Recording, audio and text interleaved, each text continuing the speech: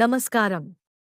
Tirupati government employees welfare society ఆధ్వర్యంలో సంస్థ ముఖ్య సభ్యులైనటువంటి శ్రీ నారా పవన మూర్తి గారి దివంగత కుమారుడు శ్రీ నారా ప్రేమ్ సాయి చరణ్ గారి వర్ధంతి సందర్భంగా తిరుపతి స్థానిక చిన్న బజారు వీధిలోని ప్రభుత్వ బాలికోన్నత పాఠశాలలోని 86 మంది 10వ తరగతి విద్యార్థినులకు పరీక్ష సామాగ్రి అందచేసి వారికి ఉన్నత విద్యపై జీవిత లక్ష్యాలపై అవగాహన పరిచారు.